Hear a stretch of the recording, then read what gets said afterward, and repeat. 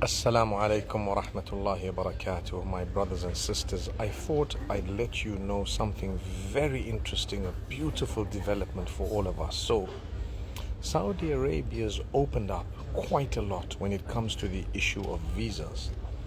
And there are so many nationalities where they say you can actually apply for an e-visa, or you could get a visa on arrival. So the British, the Americans, the Australians, the Canadians, a lot of the EU and Schengen countries, Singapore, Malaysia, and a few of the others.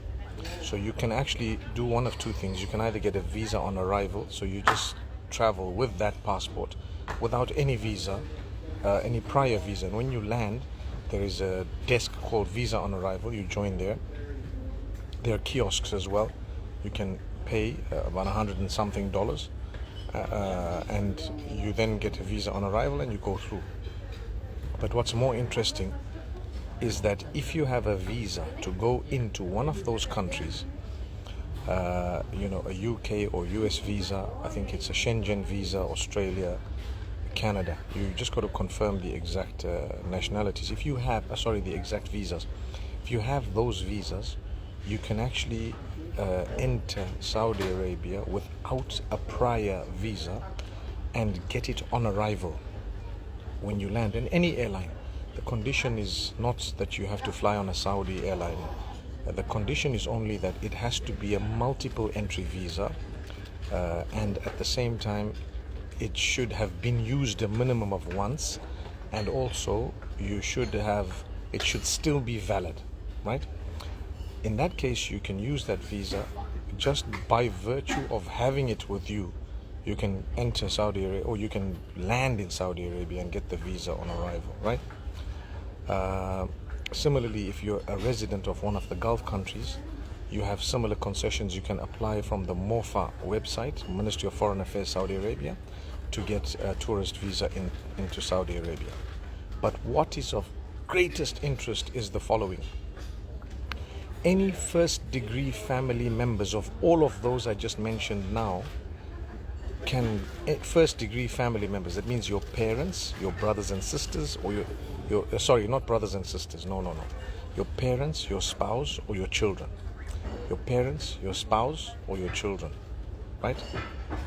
Any one of those can actually land in Saudi Arabia and get a visa on arrival by virtue of you having a visa to go into one of the countries that I just mentioned. How crazy is that? So I enter because I have a visa to go to the USA, and I've used that visa once and it's still valid.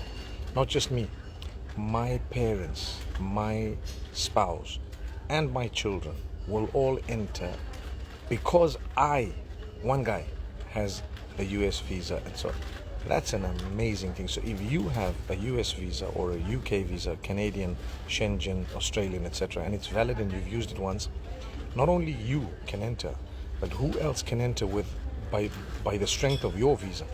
Your parents, you must take proof that it's your parents. Your spouse, right? You must take proof that it's your spouse. And your children. You just take proof that they're your children, birth certificate, right? They will allow you to board the flight and land in Jeddah. And when you land in Jeddah, it's a simple procedure. There is a little lounge which says visa on arrival. You sit there, you give them your documents, your passport and so on. You pay the fee. It's about $100 and something per visa. They give you a 12-month multiple entry tourist visa. Guess what? You can keep going there for 12 months again. Wow, that is something unique and amazing. So let's spread the word, mashallah.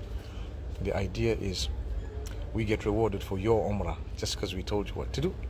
Assalamu alaikum wa rahmatullah.